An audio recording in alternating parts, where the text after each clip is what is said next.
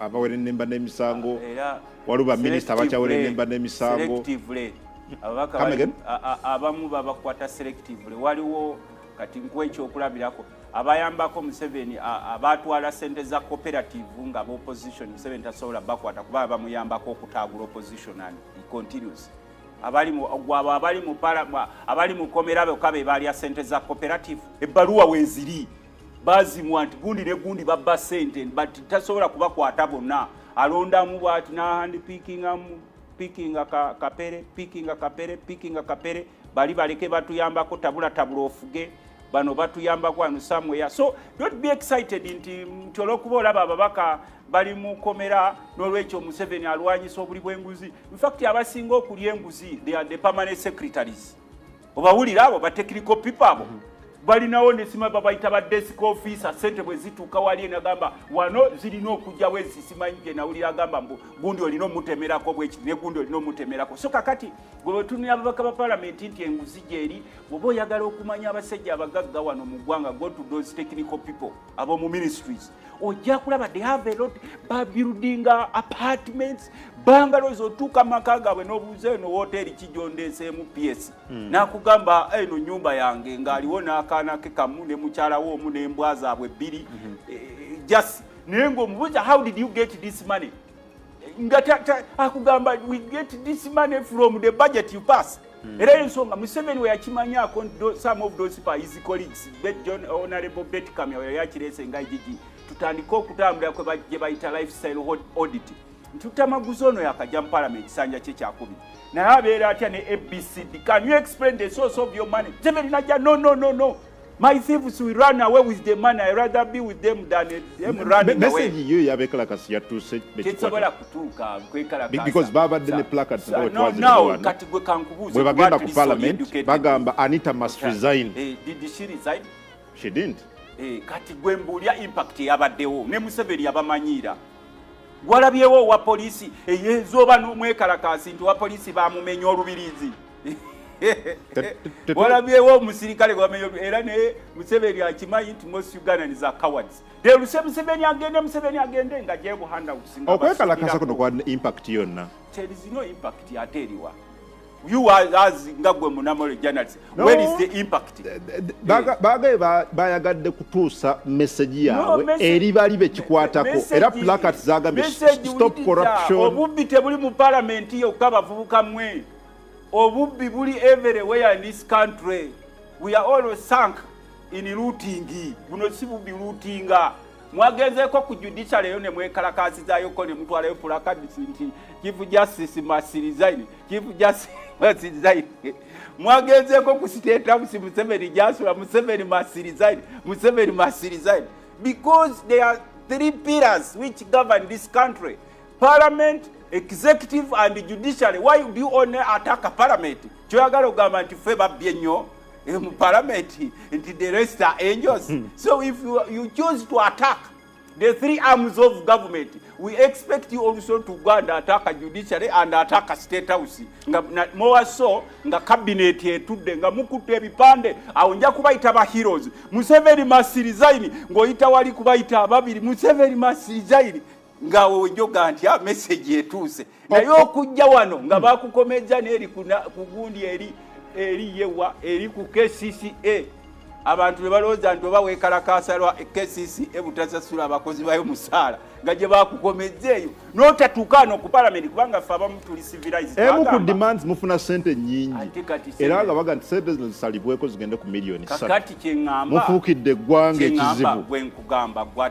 munyunyunta ojja ku parliament omanyi obwavu obuli ku parliament gwe ase bumanyi anti nze nkubuulira faaza akubuulira eby'omwekerezya obwavu buli ku parliament. Omusajja ono yateekawo ekiboozibozi mu kujja mu nsiko kubanga bali kujja ngoloozi zaabwe n'obukujjukujju bw'omusi allowance ate ziriwa emisaala genda olabe kati omanyiyo omubaka alinawo akeedi anti bayoolo omanyiyo omubaka alina akeedi mu kibuga awo nkontwaleyokko nti eno akeedi ya kungu onaleba okungu kakati ono omusajja ye mugezi yadira parliament nagifuula akaliga keyesoderako ebisooto bye buli wagira parliament. In fact mujja kuyiyayo n'oluyimba mu lutuume parliament kubanga ye escape gundi ye rutu eri mu parliament nkugambye nze ndi mwaka parliament nzokimanya at least ondabidde for some good time ngo hosting.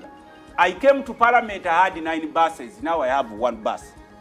Nenze nzomu at least onmanyidde akaseera natsigazawo kati bus emu. Bwe najja mu parliament era bumutubuuza nti bano mu parliament waliwo muzimu nga bwe gujja kukukwata ne gutwala ebintu byo byonna nga totegedde. Abasajja waliwo be nali kumensionizeeko naye bayinza okunyiiga property zaabwe zigenda. We are leaders, we are politicians. I don't blame parliament.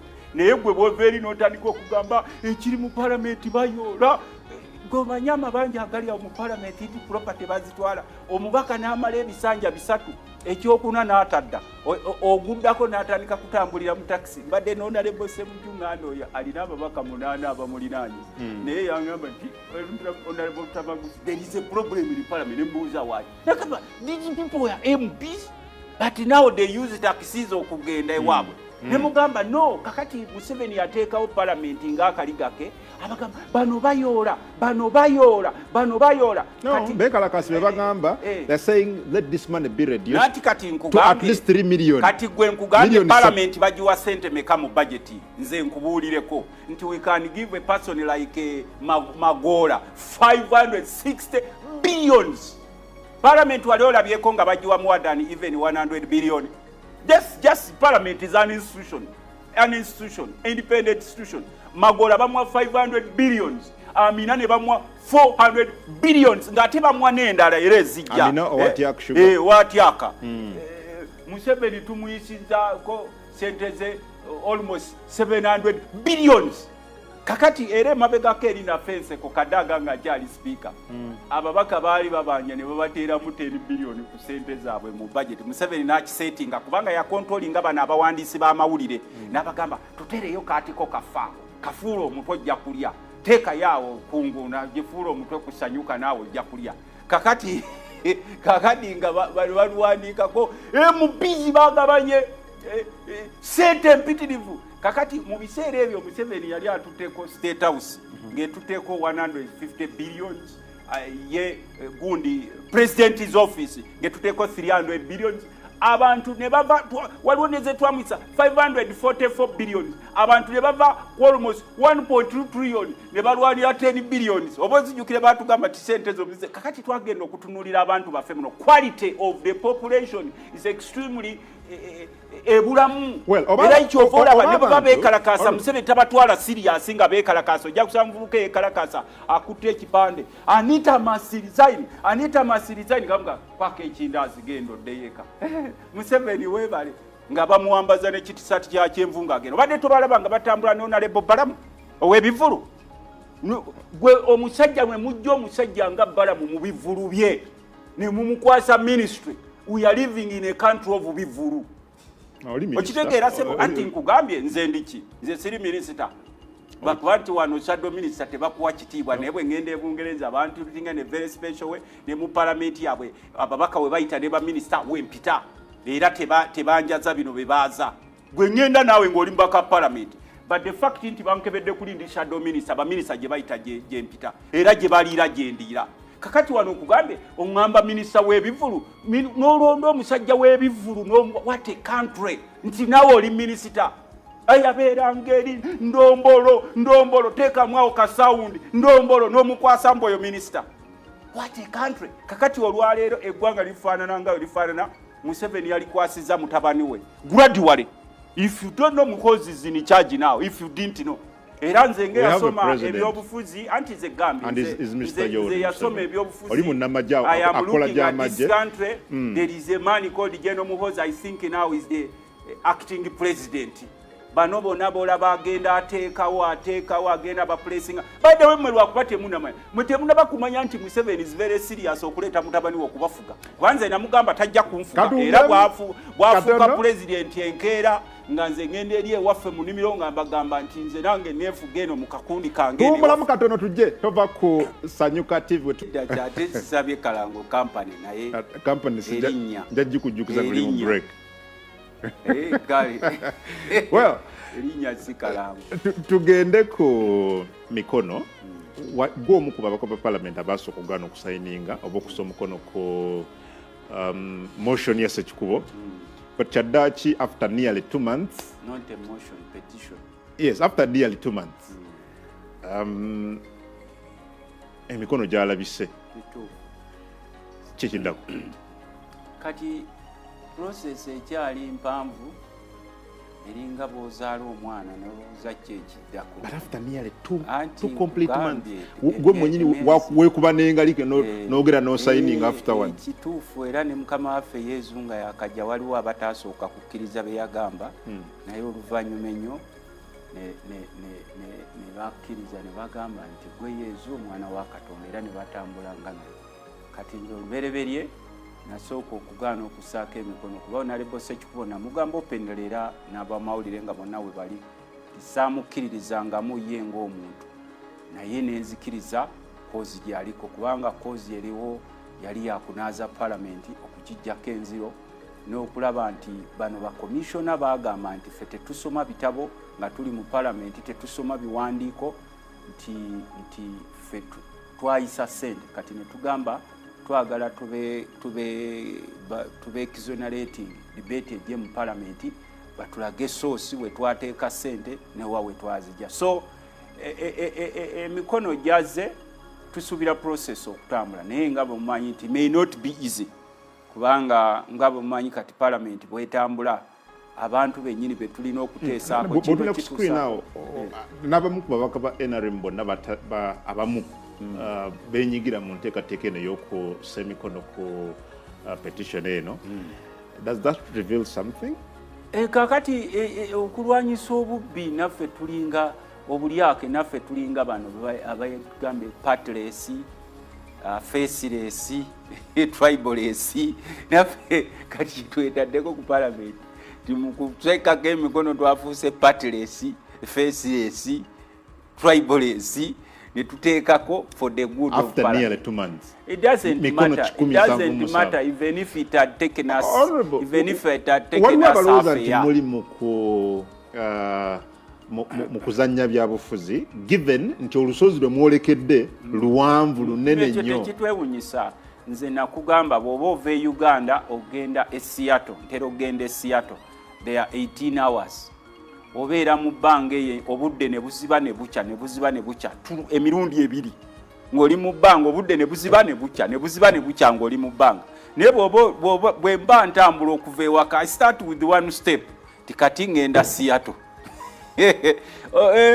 jane ya thousands of miles naye tisinga nange nkera ku makya ne ngamba gy'olaga eyo yonna neneekubagiza ffe tetwekubagiza mwagamba nti obulyake gye buli mu parliament ne tugamba tusooke twesunsule tulabe nti waliwo misappropriation of funds who did so ddala kituufu ate ekisinga okuneewunyisa abantu betwagala okukolera liiwe tubalage nti no tebalina musango nga bagamba nti ffe tetusoma bitabo be basinga okulemesa lipooti ate lwaki mugireeta jjajja wange Nakaseke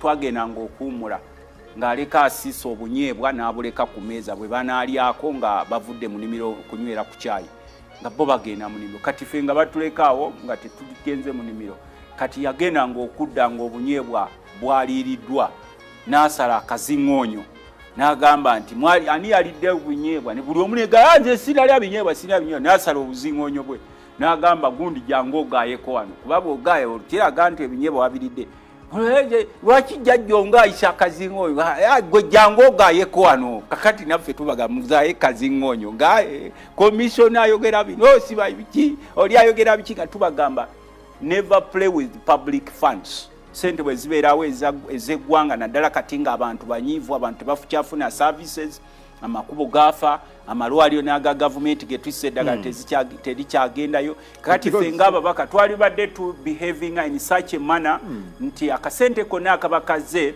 nga tuli accused for misappropriation tuba tulina okubanga tuddamu abantu n'obuvunaanyizibwa abaga nti of course waliwo tteeka lya subjudice oba prejudice I don't know how they call it already waliwo omusango guli mu kooti anti kakati ekyo bakiteekayo nabo nga bagezi beefuula bawakayima waliwo abaga nti bakomishona beefuula bawakayima kati gomayo omusango ogwo bwe gulisalibwa bwe gusalibwa mu 2027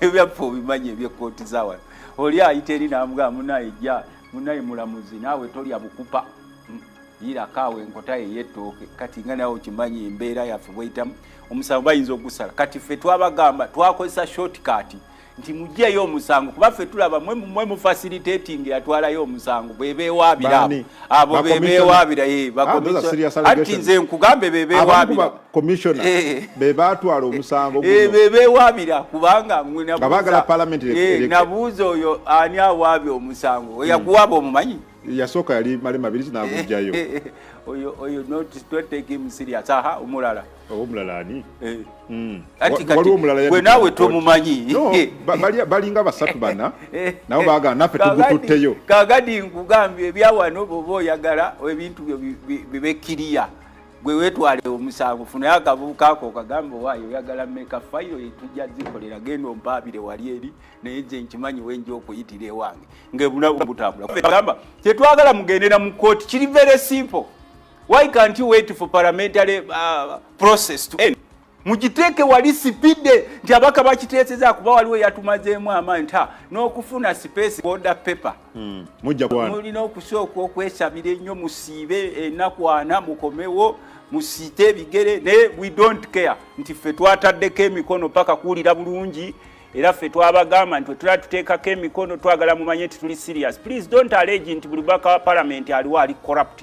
Abamu kuffe tugezaako okulwana. We are not angels nti naffe tuli bamalayika naye kye twagezaako okulaba kwe kukirininga parliament ne speaker parliament kimumenya ne deputy speaker ne clerk of parliament n'abakulembeze abalala abantu okubeera ng'ene buli kaseera nga bakastigatinga parliament. Those people corrupt, let us clean ourselves tugambe nti wabeerawo yakola ensobi zikolebwa abantu you accept bw'oba wakulirya naffe tujja kuyambako ng'omubaka parliament kwaffe kitwe tubasaba bazeeyo sente ng'embiboozibozi byabwe bino ebirala tebinabaawo oba mwazijja mutya muzizzeeyo sente kubanga ffe ng'ababaka tuweebwa sente ate twabawo special privileges.